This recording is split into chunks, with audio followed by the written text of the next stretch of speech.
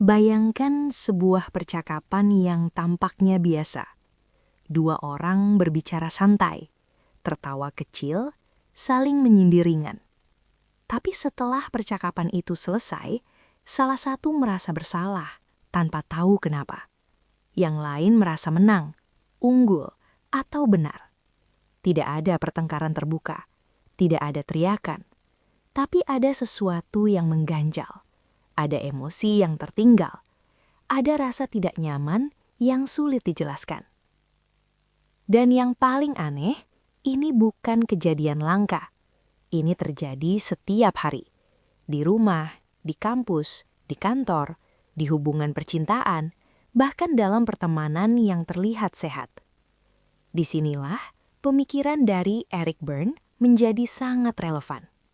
Ia tidak melihat interaksi manusia hanya sebagai komunikasi rasional, tapi sebagai rangkaian permainan psikologis yang dimainkan tanpa sadar. Bukan permainan yang menyenangkan, melainkan pola interaksi tersembunyi yang selalu berulang, selalu punya aturan tidak tertulis, dan hampir selalu berakhir dengan luka emosional. Berne memulai dari satu pengamatan sederhana tapi mengganggu. Manusia jarang berbicara apa adanya. Kita sering mengatakan satu hal, tapi menginginkan hal lain. Kita tersenyum, tapi sedang menyerang. Kita bertanya dengan nada peduli, tapi sebenarnya ingin menjatuhkan. Dan yang lebih berbahaya, kita sering tidak sadar sedang melakukannya. Menurut Berne, di dalam diri setiap manusia, ada 3 posisi batin yang terus bergantian mengambil alih.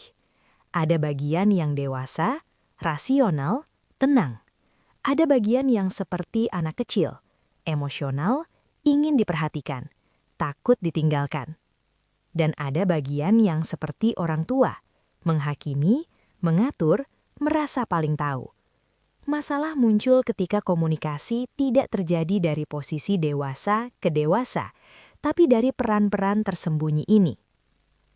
Permainan psikologis muncul ketika seseorang memulai interaksi dari satu peran, tapi mengharapkan respon dari peran lain.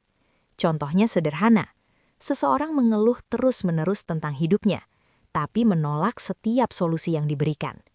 Di permukaan, ia tampak mencari bantuan, tapi di bawahnya, ia sedang memainkan permainan untuk membuktikan bahwa tidak ada yang bisa menolongku. Dan ketika orang lain akhirnya menyerah, ia mendapatkan apa yang ia cari sejak awal, pembenaran emosional. Setiap permainan selalu punya struktur yang sama. Ada umpan, ada respons, ada pergantian peran. Dan di akhir, ada hadiah emosional yang sebenarnya bersifat negatif. Rasa bersalah, rasa unggul, rasa menjadi korban, rasa benar. Permainan ini tidak dimainkan untuk kebahagiaan, tapi untuk mempertahankan identitas batin yang sudah dikenal, meski menyakitkan. Yang membuat permainan ini berbahaya bukan karena niat jahat, justru karena kebanyakan dilakukan tanpa kesadaran. Kita memainkan permainan yang sama dengan orang berbeda, di situasi berbeda, selama bertahun-tahun. Kita mengira masalahnya selalu orang lain, padahal polanya sama. Dan selama polanya tidak disadari, ia akan terus berulang. Berne menunjukkan bahwa banyak hubungan rusak bukan karena kurang cinta, tapi karena terlalu banyak permainan. Hubungan orang tua dan anak, pasangan, atasan dan bawahan, semuanya bisa terjebak dalam skenario yang sama. Seseorang terus mengontrol, yang lain terus memberontak. Seseorang terus menyelamatkan, yang lain terus bertindak tidak berdaya. Dan semua peran itu saling membutuhkan untuk terus hidup. Yang paling menyedihkan, permainan ini memberi rasa aman palsu, karena meskipun menyakitkan, hasilnya bisa ditebak. Kita tahu bagaimana akhirnya. Kita tahu siapa yang akan disalahkan. Kita tahu emosi apa yang akan muncul. Ketidakpastian justru lebih menakutkan daripada rasa sakit yang sudah familiar. Maka kita memilih pola lama meski itu menghancurkan. Berne sangat tegas dalam satu hal. Jalan keluar dari permainan bukan dengan memenangkan permainan, tapi dengan berhenti bermain. Dan ini jauh lebih sulit daripada kelihatannya. Karena berhenti bermain berarti melepaskan identitas lama. Berarti tidak lagi menjadi korban yang selalu benar. Tidak lagi menjadi penyelamat yang selalu dibutuhkan. Tidak lagi menjadi hakim yang selalu unggul. Dan ini mengancam rasa diri kita. Kunci keluar dari permainan adalah kesadaran dan komunikasi dewasa ke dewasa. Artinya, berbicara apa adanya, tanpa umpan tersembunyi, mengatakan kebutuhan tanpa manipulasi, menghadapi konflik tanpa drama terselubung. Ini terdengar sederhana, tapi sangat menantang. Karena jujur secara emosional berarti siap kehilangan keuntungan dari permainan lama. Dalam kehidupan modern, permainan psikologis justru semakin halus. Media sosial menjadi panggung baru.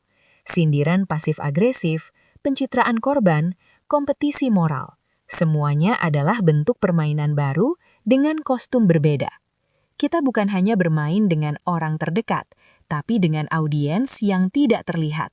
Dan hadiahnya tetap sama, validasi, simpati, rasa unggul. Semua semu.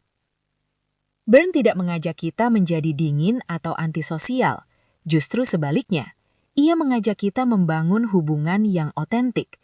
Hubungan yang tidak digerakkan oleh manipulasi emosional, tapi oleh kesadaran. Hubungan di mana kita bisa berkata, "Aku butuh ini," tanpa menjebak. "Aku tidak setuju," tanpa menyerang. "Aku terluka," tanpa menyalahkan. Dan yang menarik, ketika seseorang berhenti bermain, seringkali orang di sekitarnya merasa tidak nyaman. Karena permainan adalah tarian dua orang. Jika satu berhenti menari, yang lain kehilangan perannya. Ini sebabnya perubahan sering memicu konflik sementara. Tapi konflik ini berbeda. Ia jujur. Dan dari kejujuran, hubungan yang lebih sehat bisa tumbuh. Atau jika tidak, hubungan itu memang tidak pernah sehat sejak awal. Pesan terdalam dari semua ini bukanlah bahwa manusia jahat atau manipulatif, tapi bahwa manusia terluka dan belajar bertahan dengan cara yang tidak selalu sehat. Permainan adalah strategi bertahan hidup emosional yang sudah usang. Ia pernah membantu, tapi sekarang justru merusak. Dan mungkin, kedewasaan emosional sejati bukan tentang menjadi lebih pintar dalam bermain, tapi cukup berani untuk berhenti bermain. Berani berkata apa yang kita rasakan.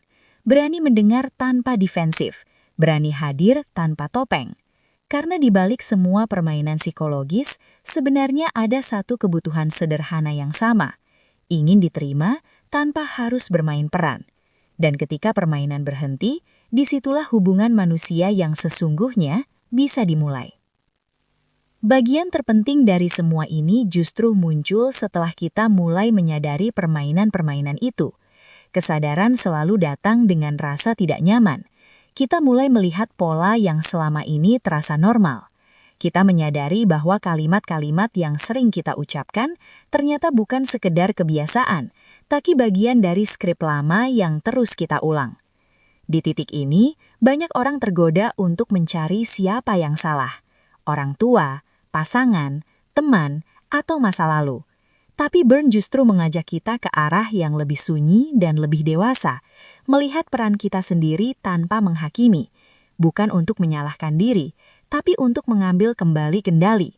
Karena selama kita percaya bahwa permainan selalu dimulai oleh orang lain, kita akan selalu terjebak di dalamnya. Saat seseorang mulai berhenti bermain, perubahan pertama yang terasa adalah keheningan. Tidak ada drama, tidak ada umpan, tidak ada reaksi berlebihan. Dan keheningan ini sering terasa aneh, bahkan menakutkan. Kita terbiasa dengan ketegangan emosional, dengan naik turun perasaan. Ketika itu hilang, kita seperti kehilangan sesuatu.